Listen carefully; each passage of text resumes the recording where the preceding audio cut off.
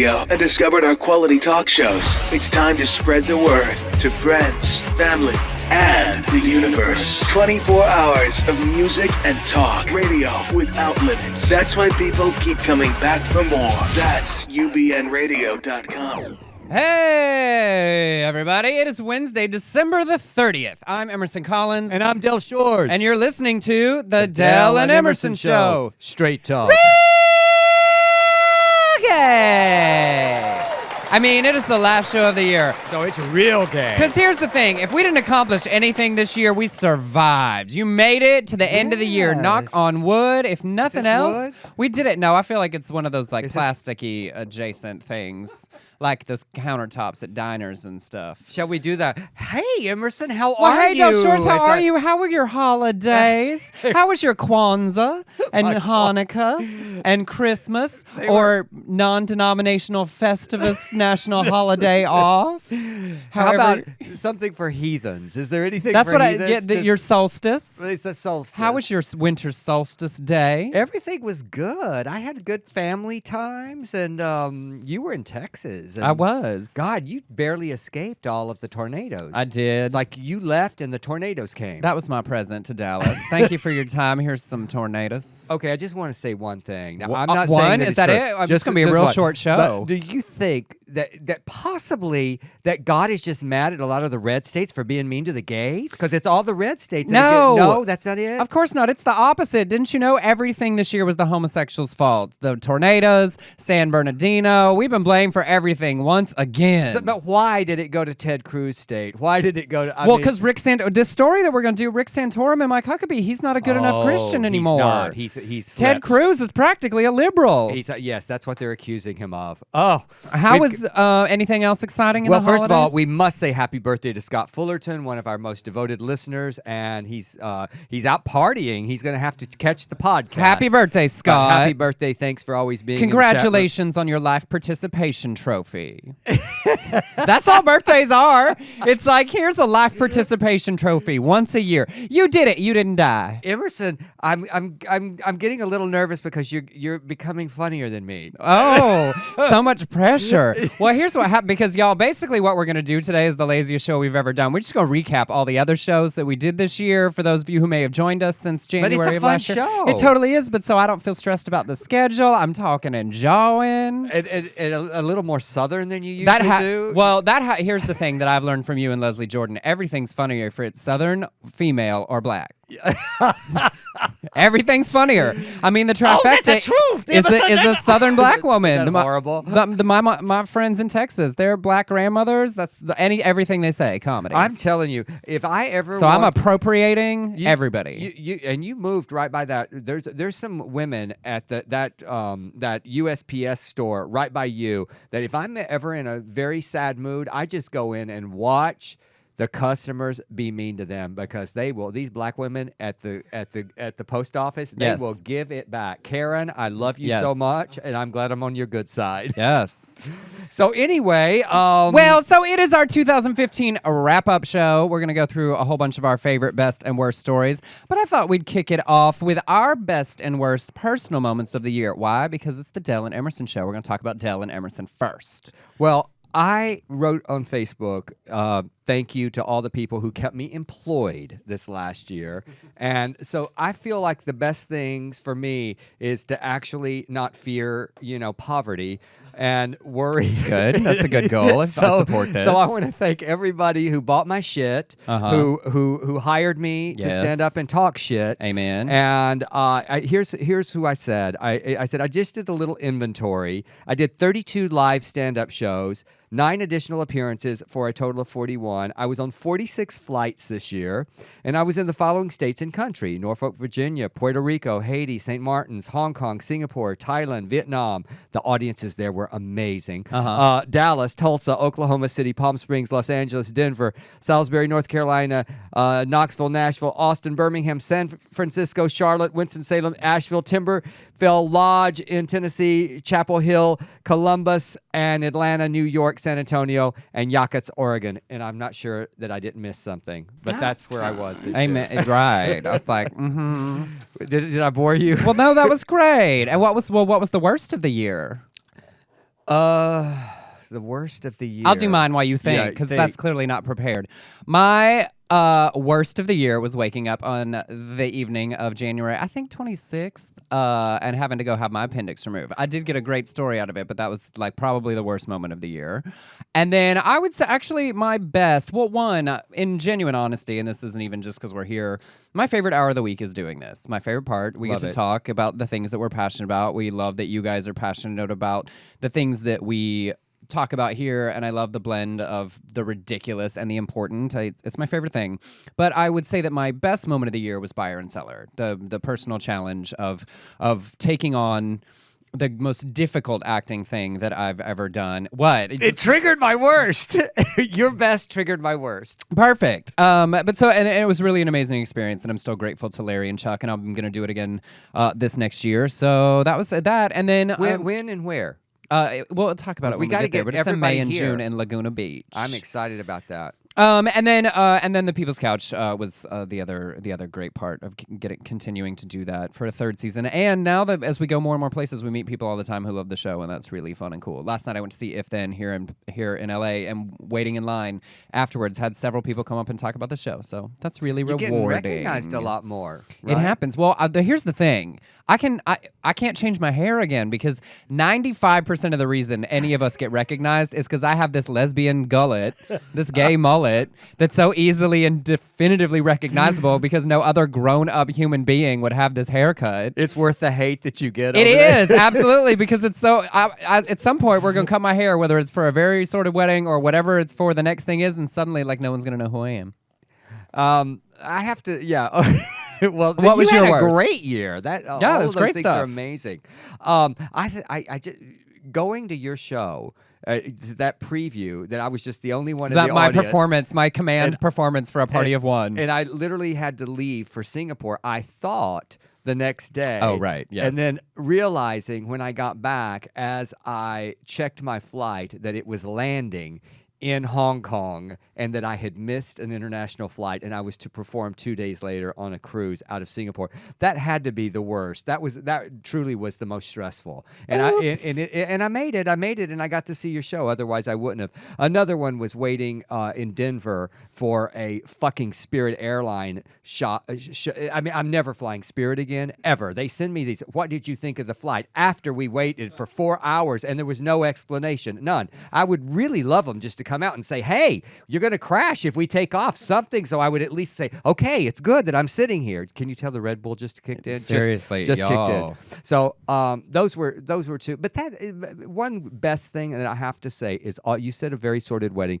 All the amazing people who have come and supported this new movie that we're going to get to do in 2016. We still need investors, but we have so many on board, and it was kind of wonderful that people were supportive with their pocketbook and saying, hey, I want to be a part of this journey. So that was very cool. Absolutely. Well, and all right, well then let's dive into, we're going to wrap up the sections of our show through the year. And one quick new equality update story, just because I thought it was mildly amusing. There's a Republican in Tennessee, Rick Womack, who proposed that Tennessee should respond to the Supreme Court's marriage equality ruling by ending the state's issuance of marriage licenses. That's not new. It won't pass. He's a moron. But I enjoyed this part of the statement. He said, my personal belief is that God says that marriage is between one man and one woman. He created Adam and Eve. God didn't create Adam and Winston. Now, did he not get the joke? Like, that's not a new joke, and that's not how it goes. Like, how are you going to ruin a punchline to a decade-old joke about homosexual marriage? Right. Bless his heart. Or is he trying to be new and creative, like Winston? I mean, in fairness, it's kind of funny because when you say it, God did not create Adam and Eve. God didn't create Adam and Winston. Well, I think he sounds a little homosexual. think you missed something. What? The thing is, well, first of all, you didn't do the accent, because if you do the accent, it will come clear to you that Winston is his homosexual cousin that he's trying to get even with. Say it. So he says, marriage is between one man and one woman. He created Adam and Eve. God did not create Adam and Winston. See? But it was direct to the cousin. Oh, well, that's not the accent. That's about intention. You pointed that word, if you will. It was an opinion. That about thing Winston. you do in acting teaching classes Yes, about have an right. opinion about the word. Yeah, absolutely. Anyway, that was ridiculous. But we wanted to roll down the top equality stories of the year. Some of them are great and some of them are negative. But I think it comes from... we've talked often about this idea that we have to remember to celebrate. There is certainly a long way to go on behalf of our community in many different arenas, but this will go down in the history books as a truly banner year for a number of different reasons. So we thought we would roll down some of the best and the worst. And, of course, it starts, and the biggest moment was, of course, the Obergefell marriage equality decision. Sitting in June. And all of us, and I remember really sitting that morning and sort of being struck and like crying and not even realizing and expecting, because we'd been talking about it for quite some time, the emotional impact of the legal equality and what that sort of means for us as individuals in our society. It was huge, and it makes this is sense memory. I teach this in acting too. I just went to that moment where I'm sitting on my couch and I'm on my computer and I saw it on the Supreme Court website before it hit CNN, and I had already made the post on my. I always say I broke the story before CNN, but for me the biggest moment was that my daughter Carrie, who has been such a trooper for gay marriage for so long and for our rights, and I got to wake her up and hug her and cry with her, and then go to that rally and see you guys there and see so many of our friends just celebrating. It was truly monumental. We'll never forget that. It was possibly, I was thinking about that today, was 2015 the most important gay year ever? I mean, okay. I was just proposing, was it? Do you think it was? I think it could possibly be. I mean, we've got Stonewall, we've got, the Harvey Milk years, but I mean, was it for us, for our rights? I think it was. And I mean, sure. I think it's hard to make that sort of comparison when you talk about that it takes each of the other steps along a journey to get to the one that's, you wouldn't have this one without the other things that have happened. But I think certainly it was truly the biggest important victory that we've all had. I mean, thus far, yes. Yeah, thus far. So, and as we've pointed out many times, and we'll see some of these stories of the worst stories. There's still a lot of work to be done. But I agree with you, and I've been preaching this for years. We have to celebrate the good. We have to say, yes, this is victory, instead of going to that place of, well, he didn't come out soon enough or whatever. But that leads to, though, what I put in at number 2, because it's the important blowback of the bigots across our country and the new introduction of this religious liberty argument as the counter to carving out protections for bigotry that we saw through so many things. Baronel Stutzman and her flower shop, Sweet Cakes by Melissa, and of course the saga that was the Clerk Wars and Kim Davis, that this is the argument, one of the arguments we will continue to see going forward through legislatures as they come back into session in the beginning of the year and through the primary season and through the presidential election. This argument that religious liberty is being used to disguise bigotry is the immediate pushback. It also did happen this week. Sweet Cakes by Melissa did finally have to pay the fine to those lesbians. Of course, the fine's not even as much as they raised on the internet, so they're coming out of this with a profit, which is irksome. There's something on YouTube that just pissed me off. They're trying to do that Jimmy Kimmel thing. Did you see that? And I just wanted to reach through and slap them.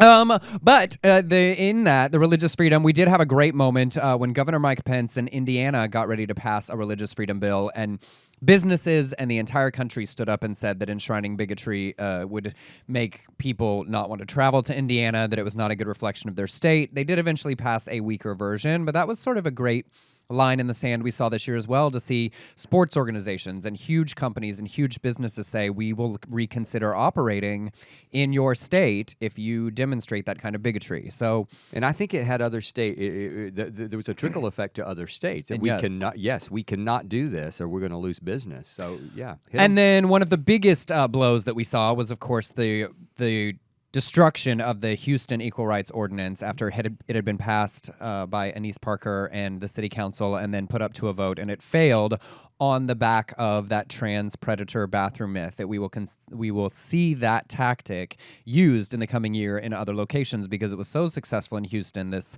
idea of trans people as predators in bathrooms will be used to take down equal rights ordinances, so that was something we will continue to have to fight in the coming year. And then on a positive note, Yes. God, yes. And so exciting steps, obviously, with our stories and Southern Baptist Sissies. Conversion therapy is something we talk a lot about and are violently against, I think, is one Our of the... second show, we did our show on it. But Oregon and Illinois joined California, New Jersey, and D.C. banning conversion therapy for minors. We saw it ruled as fraud in the state of New Jersey. There's a long way to go on that particular issue, but having the White House come out in support of this kind of ban on therapy for minors is a positive thing and a fight we will continue. But at least 3 or 4 of those were in 2015, right? Oregon and Illinois, yes. Yeah.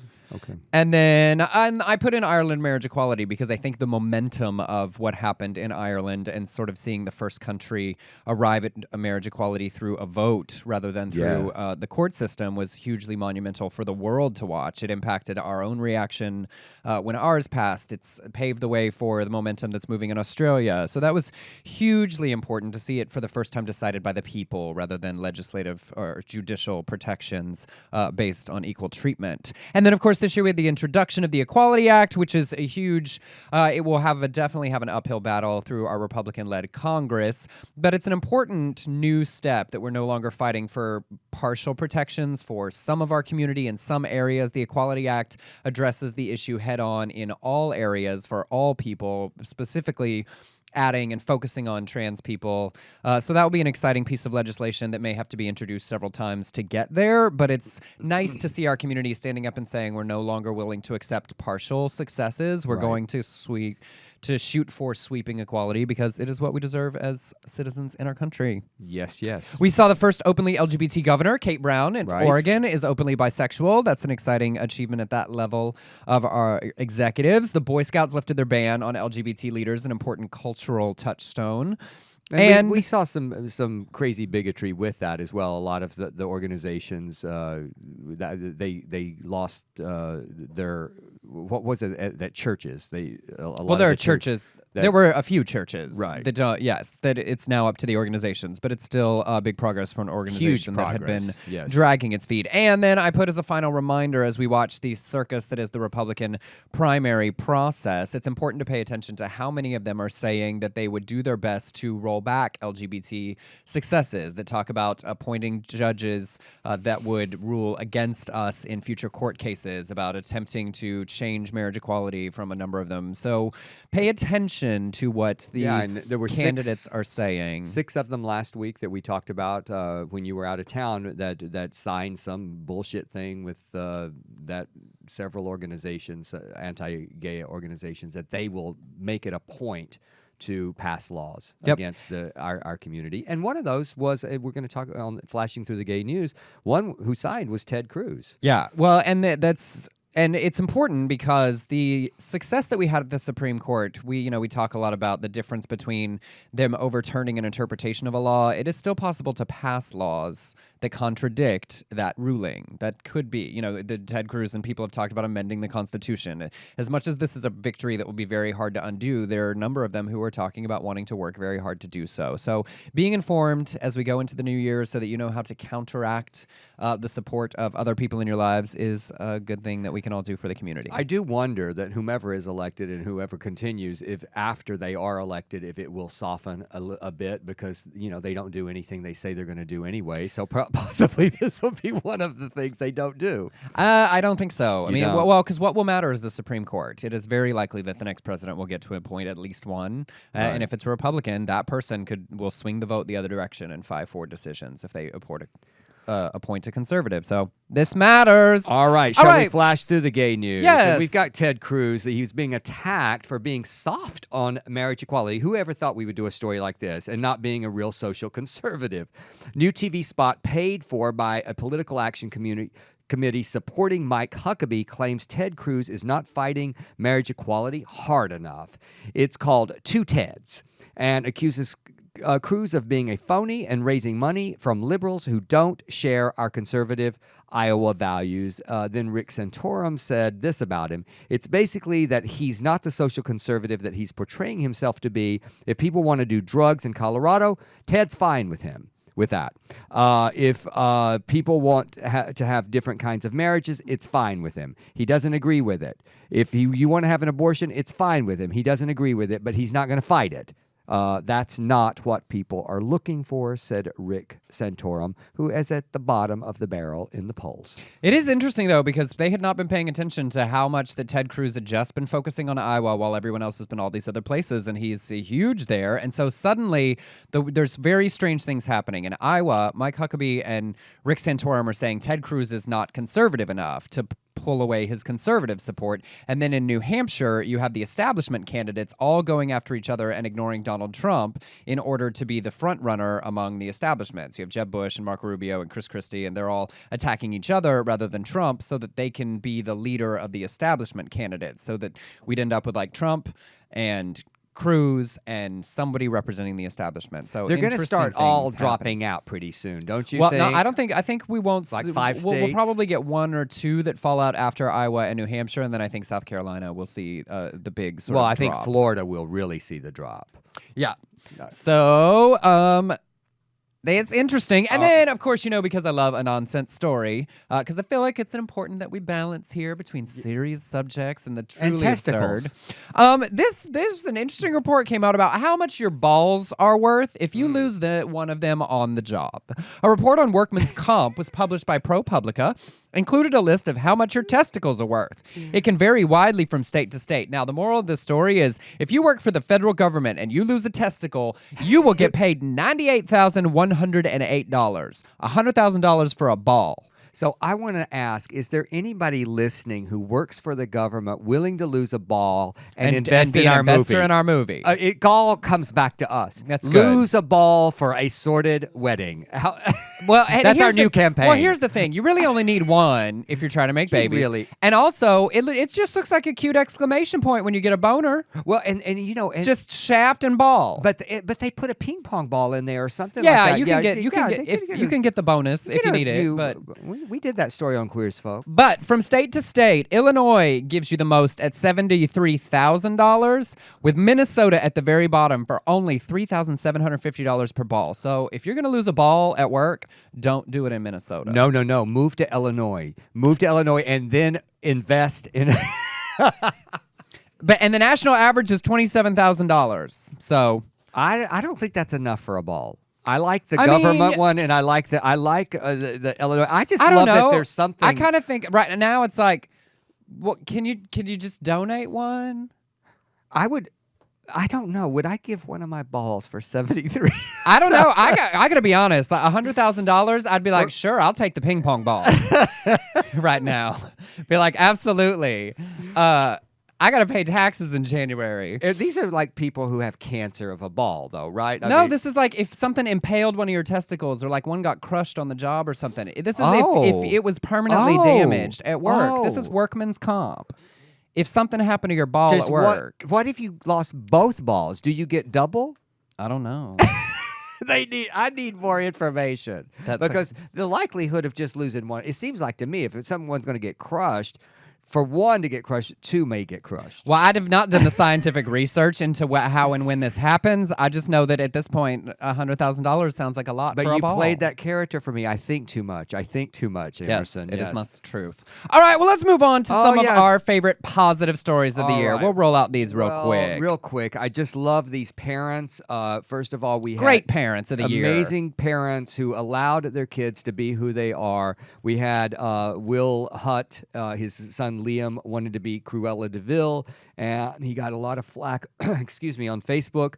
But how great is this costume? You're seeing it there if you're in the room. And then we had the Little Mermaid doll where Mickey Willis went so viral, letting his son, I think it's Isaiah, have this mermaid doll. And he took a lot of flack, but he was like, he went to war with some of these people, but he was like, fuck you. This is my kid, and he can do whatever he wants. And then we have the wonderful mom, Gina Wagner, her son Miles, and she made him that American Boy doll. I loved them all. It is so exciting and great to see parents sharing the stories of, I think, things that a lot of us didn't experience in the environments and communities that we grew up in. And it's just exciting to let them be who they are. None of these is about even particularly LGBT children, just kids that like what they like and their parents going, okay, I'm going to support that. No big deal. And another great story that I really love, Danny Pintaro sort of bravely coming out and sharing his story of being HIV positive. There are not many publicly out HIV positive celebrities and being willing to add his voice to that conversation is a really great accomplishment, in the pause community. Then it's something that we need to continue to be talking about in our community and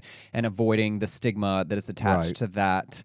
So I loved seeing that. I loved the example, and I'm excited to see what he does this next year on his Share the Light tour, that he's working on. And I think as he grows in his own ability to talk about it, I think we'll be excited to see more about his contribution to that conversation. I love that. And I got to meet Daniel Pierce in Atlanta, and I love this story so much, where he took something so negative, filmed himself actually getting beaten by and thrown out of his home for being gay, and there was a GoFundMe that started by his boyfriend, and literally he took all the money that he needed and then donated much to lost and found youth in Atlanta, and has become such a role model. And I had a little Facebook exchange with him this morning, and there's a picture of us from so great. Great Pride. Love you, Daniel, and what you're doing.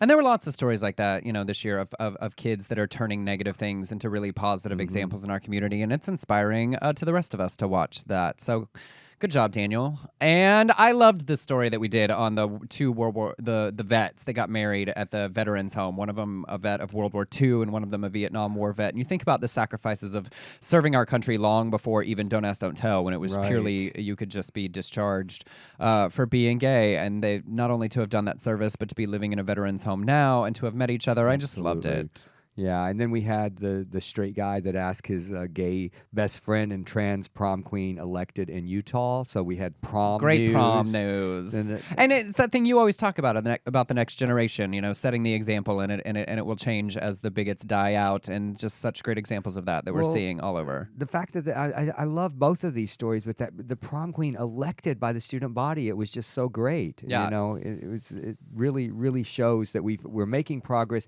even though we've had some very sad trans news this year as well.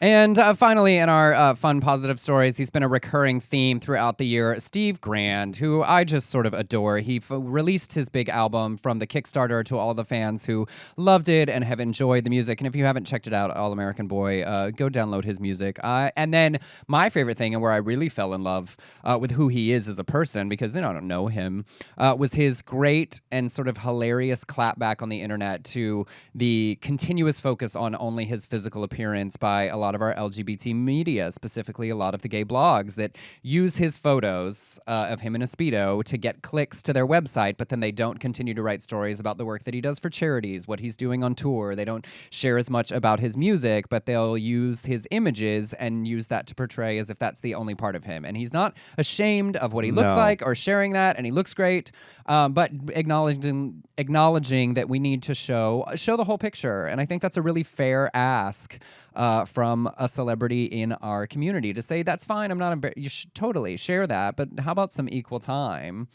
for the other things? And that great video, y'all talked about it last week, that he just released for Christmas. So beautiful. It was so beautifully shot. They did it so quickly, and it was a great version. And then this week, he tweeted out a photo of himself at the gym. Like, I love that he doesn't take himself seriously. He posts under those things. And he went to the Marine Ball. Yeah, with the Marine. And so it was really great. I think he's a great reflection of what you can be in our community, that he does so much service to the community and for the community, and performs at prides and performs at charities and shows up at stuff, and his music is explicitly gay, and his imagery is great, and that he doesn't take himself seriously, and he looks great naked. And somebody raised him right too, because he's very interactive with us. Whenever we do a story about him, when we tweet, he tweets us back, and he's very, very grateful, and we love you, Steve Grant. Well, and so hopefully that at some point this next year he'll be in LA on a Wednesday. He's promised us. He said he would. And we'll bring him in and we can talk about all this stuff with him in person. All right. Well, on to our most absurd stories of the year. These are the things that made us want to pull our hair out, made my brain bleed. The best and most ridiculous of the worst. All right. From Australia, we had the Christian couple who threatened to get divorced over same-sex marriage. I don't think they did. No, they didn't. They didn't. I tried to follow up on all these today just to see where they were with all these stupid idle threats, but go ahead, get divorced. We don't give a shit. And then we had the pastor who threatened to set himself on fire if same-sex marriage didn't do it. Didn't do it. No. And then we had, this was horrible, in Texas, the parents who locked their gay son in his car for 13 hours. They coerced him back to Texas after he moved out to California to be with a very loving boyfriend and his supportive family. And then he was literally, they said that they were going to sweat the gay out of him. He was hospitalized for heat exposure, and I hope he's back in California with that loving family. Yes. The examples of bad parents. Now, we're not going to redo all the stories. We already did them during the year. I know, but sometimes you have to do a little bit so people could be jarred. We also had Glenn Oliver, the balmy dearest duct tape babysitter, as one of the most ridiculous of the year. So afraid of that girlfriend that he duct taped those kids to the chairs to watch Mommy Dearest. Yeah, he was charged for child abuse and false imprisonment, by the way. And then I wanted to find out about these people. What happened to them? Ted Cruz and the Out Hotel Gay Republicans. We saw that they were banned by a lot of gays. That's why Rick Santorum thinks he's too liberal. I actually, I do think that started it though. No, right? it didn't. They're just doing it as an excuse to get him away from their evangelicals that are the only people voting for them. We had the ludicrous comparison between the LGBT flag for equality for our community and the Confederate flag that, of course, is used to represent racism for lots of people. And then we had Usac Mack, the gay boxer, who said he was drugged to do gay porn, and then the following week he came out. Yep, turned out he wasn't. Very quick turnaround. And I loved this story. We had the gym that stood up for a trans woman and kicked out the woman who was complaining about her being in the locker room. It's great to see businesses stepping in on the side of trans issues as well. And then we had the British male impersonator, the female who was sentenced to prison. I'm still sort of irked by that story. It's like, I know. You wearing the blindfold, you're a little bit responsible. And then finally, and this is something that's sort of weird to talk about as we try to continue to unite as a community, but we had some moments this year where members of our community took advantage of the goodwill of other people, with that yard that was relentlessly gay, that with the note from the neighbor that she did a GoFundMe campaign for that turns out it was fake. There was that clearly troubled boy in Utah that did his own fake gay bashing. And it's sad to see members of our community take advantage of the positive energy on the internet to take advantage of people's hearts and money and support. And we don't want to start doubting each other, but it is important when you see those kind of things to follow up on the details and make sure it's legitimate before you contribute money to something on the internet. Hey, we're not all good. Not all gays are good. I'm certainly not. So, yeah, but you're not going to fake a gay bashing to get attention. No, I would just say, y'all, I need money. Who wants to help? I got a 5. And then, hey, I make change. And from our collection of Weird and Wonderful, some of my favorite stories are to look up the weird sex things that are happening in the world. And so really quickly, just to remind you, some of the best moments from our ridiculous things. There is a Fitbit for your penis available this year. We did a story on a robotic butt named Patrick that you could put to work. There was the Japanese jerk-off game show, where they climax right at the end. We had the Christian group men's shelter named the Glory Hole, which I just wonder how their holidays were. They were very eventful. You can send somebody a box of dicks from shipadip.com. Check that out. Don't forget, for New Year's or Valentine's. I want that necklace. I want that as a necklace. Yes, I love it. The box of little dicks. That's my personal favorite. We had the Wank Band. They're trying to make to charge your iPhone. So, when you get those late night extended edging sessions, charge your phone at the same time. Right. We had the Dildo Urn, which I think is my most uncomfortable story of the year, if I'm being honest. It's very pretty, though. But it's not. It's not about uncomfortable about sitting on it. It's just weird to think a dead person's in your butt. Well, I don't think it's just for gays, though. Emerson. No, it isn't. I didn't say it was just for gays. Well, you said well, I don't have a vagina, so that is the only place I could put it. I was being all inclusive here for our lesbians and our straight listeners, that they could also have an urn. Well, it's available. You can urn. get it. And finally, back at Valentine's Day, we talked about that there's a gel you can buy and make a mold of your anus and have it turned into chocolate at edibleanus.com. Oh, that just visually is just awful. I mean, awful. Well, and it's nicely ridged. Hey, John, I got you something for Christmas. And here's my anus. Eat it. Oh my goodness. And see, I just go back to the awkward Did part. Did you say the Wank Band to charge iPhone? I did. I like that one. I love it. He doesn't listen when I talk. We've been. You doing were this going show for so fast. I was like, Well, I'm trying to catch up because you wanted to retell every story that we did this year. Hey, Emerson, fuck you. No. Okay. Was that awkward?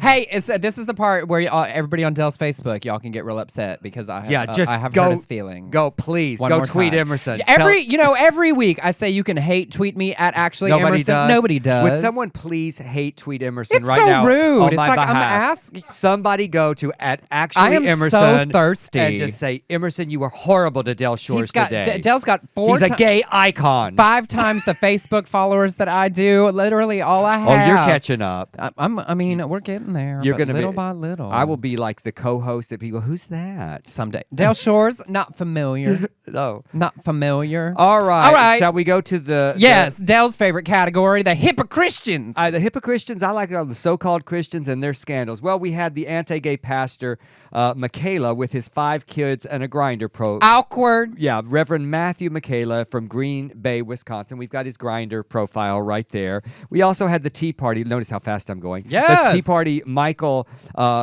Representative Todd Cursor, who had an affair with Representative, I love her name, Cindy Gamrat. And they tried to cover this up with a fake gay sex scandal.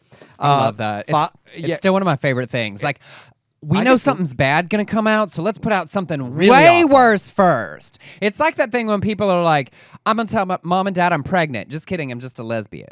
Well, little follow-up, though. He resigned and she was expelled. So they're not there anymore. Girl, bye. Okay, and then we have in Kingsport, Tennessee, we had the pastor who embezzled $60,000 for gay dating sites. I've never spent that much on. I mean, what was he doing? I don't know what he was doing.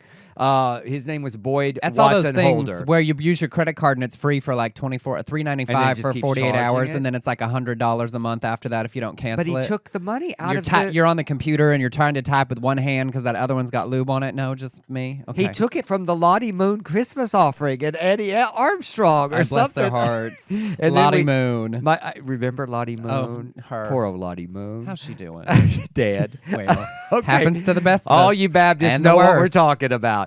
Okay, spanking judge in Arkansas. This was Joseph Boyk Manor. I don't know. Sure. Something like that. That'll work. But they can't remove him. Judge Spanky still on the bench. But he can. They've sent a petition to the Supreme Court to have him removed. And then we've got my favorite, the priest. The priest, Peter McKelly, the priest who spent $1 million on an S&M master, and he resigned in the Bronx, and after the parishioners brought a lawsuit. Still my favorite. Drink my pee and give me $1 million.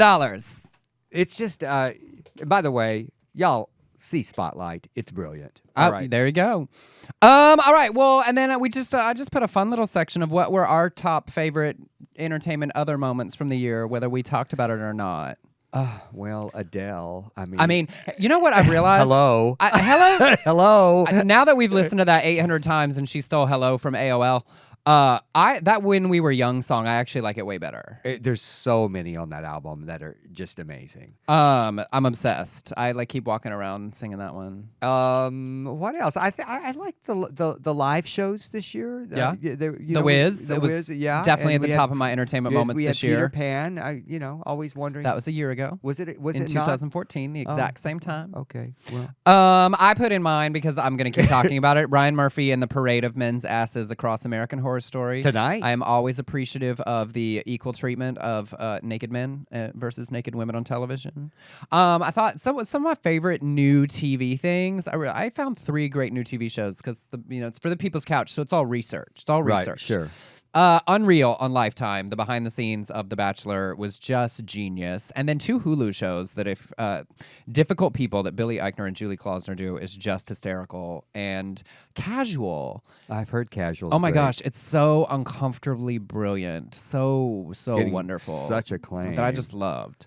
I also had Jussie Smollett coming out along with the giant triumph that is Empire and addressing LGBT representation specifically for and from people of color. We see a lot of white gay guys across entertainment. Right. We have certainly had our turn, and to see a character treated well and complicated, and also have the actor talk about not being in the closet, I just found that exciting and triumphant this year. Any movies? I've been watching a lot of screeners lately. Like I said, I loved Spotlight. I think it's going to win the Academy Award. I loved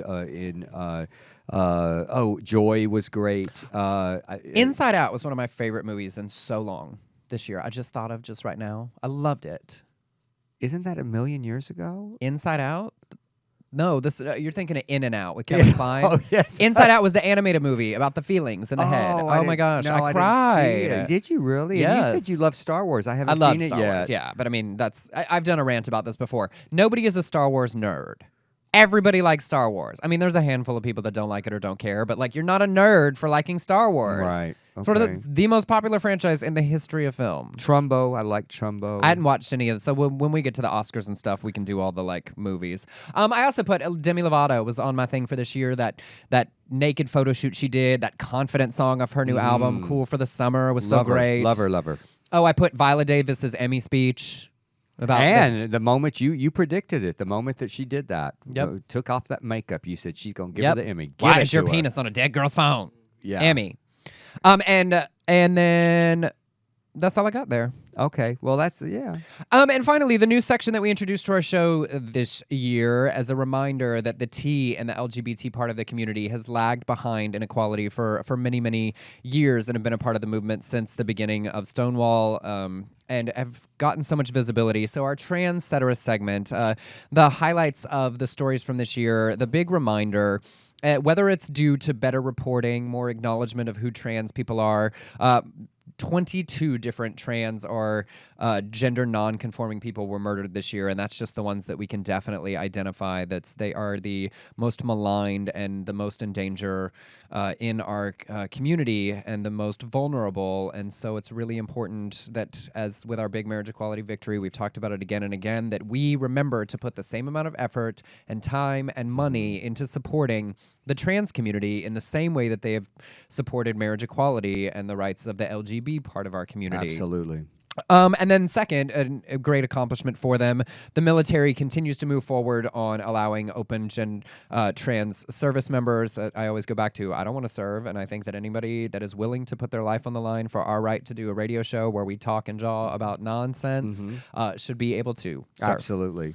And a story that I loved in the world of all things trans, Adian Dowling. You know, So because we beautiful. talk a lot about trans women, and certainly with the final piece that we'll get to, trans women tend to get a lot of attention. They certainly, because of the association with sex work, they're more vulnerable at times and more visible. And Adian Dowling, as the trans man that was on the cover of Men's Health this year, that was in that competition, a huge demonstration of that. We had Scott Turner Schofield on, was it Young and the Restless, I think, or Bold and the Beautiful? I forget which soap he was on this year, but it's remembering to pay attention to them as well. And hugely inspirational figures, I think. And then finally, I don't, love her or hate her, Caitlyn Jenner coming out as trans created the most visibility. You know, if you combine Laverne Cox and Janet Mock and so many other great advocates and actors and actresses. What? Laverne Cox? Yeah, I know. I was like, I can't be the first person to have done it. No, you are. I doubt it. No, you were. Because those two get The only mentioned one. You were the only together one. so often. That the visibility that Caitlyn brought in bringing what being transgender even is, what it means into the worlds of sports, into the world of popular culture in a way that is undeniably influential. Certainly there have been both positive and negative aspects of it. The difficult things that she said about still being a Republican and the comment about don't be a man in a dress. And certainly the privilege that she demonstrates in not understanding the challenges faced by so many poor trans people is something that she continues to grow. But I will stand up continuously for the importance of the visibility that she brings, even if it's complex and problematic, as people like to say. I did not miss a single episode. I will not miss another. This next season, I will still watch her and support her. And I have said some harsh things on the show about her when she has put those heels in her mouth, but I do hope that she continues to grow. And let's not forget how great Transparent is as well, and how wonderful that show in winning awards Absolutely. preceded. Well, I am and gay. certainly because art is one of the biggest ways that we change people's minds. People are often willing to encounter things that are different, that they don't understand through the world of fiction before they be comfortable with it in reality. But with Caitlin, it's continuously on my mind, this idea that you have to love everything about somebody, or that anybody that's doing good has to be perfect in every way. I find myself at times even afraid, this is probably ironic, given our show and what we talk about, sometimes afraid to say things or explore issues out loud for fear of seeming intolerant or for not being able to say it perfectly. And I think that it does ourselves a disservice. And this isn't just about LGBT. It's about, as a culture, to always being so quick to throw the baby out with the bathwater with people that do things wrong, with not accepting apologies, with not allowing people to grow. I find that that's kind of one of the things I'm working on, to allow for differences of opinion. We don't have to agree. I don't have to agree with it, Caitlin, or anybody else is a Republican, in order to engage with them in our community about what their priorities are, to see the benefits of various things. And actually, funny enough, Caitlin sort of is the one that taught me that lesson, Well, you said something very interesting, and I was thinking it right before you said it. I have got to learn also to do what you're saying that you're learning to do. And our community is to accept apologies. We have to look at those and go, okay, yeah, we all fuck up. Yeah. I have said things. I mean, if we were more famous, we'd be in more trouble all the time for some of the things that I have said. Absolutely. Come on. My next T-shirt might just say problematic because I look at things like Sam Smith, talking about Grindr being gross, Gus Kenworthy and his offensive Indian Native American Halloween costume. These kind of moments that lower level celebrities in our community have, and then we're sort of ready to be done with them. Right. It becomes exhausting. There's an element of like, why try? Why we don't always get to choose our representatives, and that's frustrating. We don't get to pick who comes out. We don't get to pick who is a celebrity. And so I think sometimes we lash out at them because it's like, well, you're not who I would have chosen to be the most successful gay current pop star. Maybe people wouldn't have chosen Sam Smith. They would have pushed Adam Lambert further to that level. Well, guess what? We're not perfect. We are not perfect. And we people. aren't. And I think you've proven it today. Continuously. Like how mean you have been to me on this show over and over, and nobody threw you out. But nobody. Sort of, joking aside, I mean, we think a lot about this stuff. Yes. I've thought a lot about my opinions. If, say, I were Gus Kenworthy and I've been a skier and that's what I've been doing 8 hours a day for years and years and years, and then and I come out and then suddenly people ask about everything, and you don't say it perfectly, or you say something that doesn't take into consideration someone else's experience, and we're done. We just write them off completely. They're given circumstances of their lives. That's what we forget sometimes, and we look at but just because someone has money like Caitlyn Jenner does not mean that they are subhuman. Yeah. I mean, and perhaps you and I are, you certainly are more intelligent and articulate. So I think intelligence and our world, what our world is. I mean, nobody can compete with you, Emerson. You know everything. Well, but I mean, I read and I think a lot, and even I have made, I've made huge mistakes. Like, there are lots of things I definitively did not know and understand to the last year and a half of like really attempting to understand, to educate myself specifically on trans issues. I definitely made transphobic jokes. I made, that I didn't really understand like what that meant or how that was hurtful. But I do think we have, as frustrating as it can be, we have to give people room to grow and room to apologize and room to get better. And I think particularly with people that end up representing our community, there still aren't, it's great that we finally have enough LGBT celebrities that we can't name them all off of our fingers. Isn't it great? But we still don't have that many when you consider how many realms we're just breaking into. I didn't even put sports ball on this, but the number of people that were the first to come out in their sport so many this or year. As referees this year. There's so many worlds that we're still gaining a representation in, and that I think that being willing to be gracious with people is important. All right, and checking in with Crazy. One final time. Yes, we have to do the greatest hits. The greatest hits for, and of course, our biggest star, our two biggest star. I'll take number one, Pappy Pat Robertson. He said, "Don't let your gay children bring their significant others home for the holidays, and don't attend your gay child's wedding."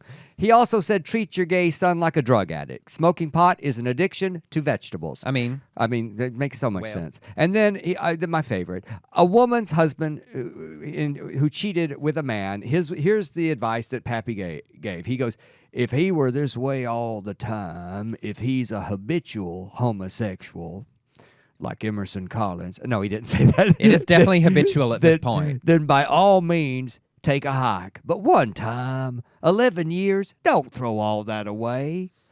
I'd like to add a little, just 'cause he sucked cock once. Okay, go ahead. It's the second time that makes it real. And of course, in my version of our Checking In with Crazy is Pastor James David Manning of the Harlem Atla Church. This year he talked about the Sodom demons in the blood, worried about young girls cutting off their breasts like Justin Bieber, and finally, from his album coming in 2016, And the T-shirt line. and the T-shirt line, his brand new hit pop track, "Oh Faggots, can you please come out tonight?"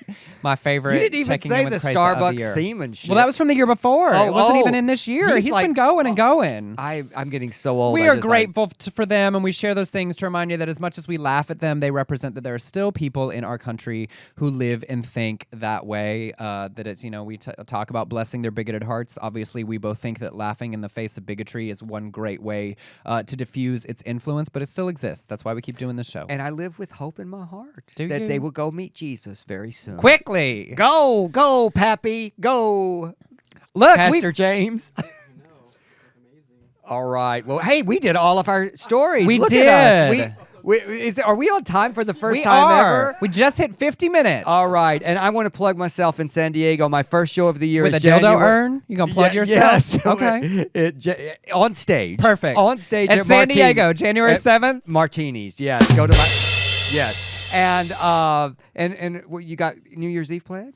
This is our first year not doing Assorted Lives New Year's event, so I I'm doing a know. relaxing little dinner. All right, and I'm going to be right here for a little bit. UBN's having a big party here on the 31st. I'll be on the air here from 8:30 to 8 to 8:30, and Tony Sweet's having a big old New Year's Eve party. So y'all come back here, and we will be back next week. Tony Sweet is up next. And to all of you, truly, we thank you for an incredible year. We have a great time doing the show. Obviously, we love it. We love your thoughts. We love your opinions. We love you laughing with us. We love it when you tell us we're ridiculous. So I hope your 2015 was great. I hope your holidays were was. wonderful. But no matter how good it was or how terrible it was, I hope that 2016. Oh, you were talking to them, not me. Yeah, I don't care. It's like ours are entirely too tied together. Such an ego. And, I hope your 2016 kicks off great. However you spend your New Year's, whether it's celebrating this year or ready for it to be done. And I'd like to say thank you to John, who always makes us look good on this show. Thank you so much for doing that for us. We appreciate you. And we appreciate all of you. Happy New Year. See you next year. Yes.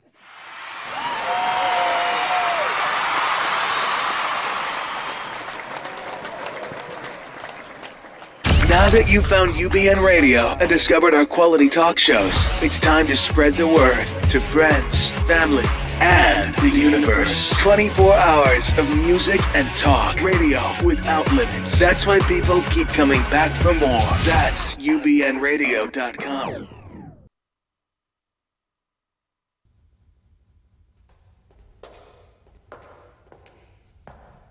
Am I thirsty?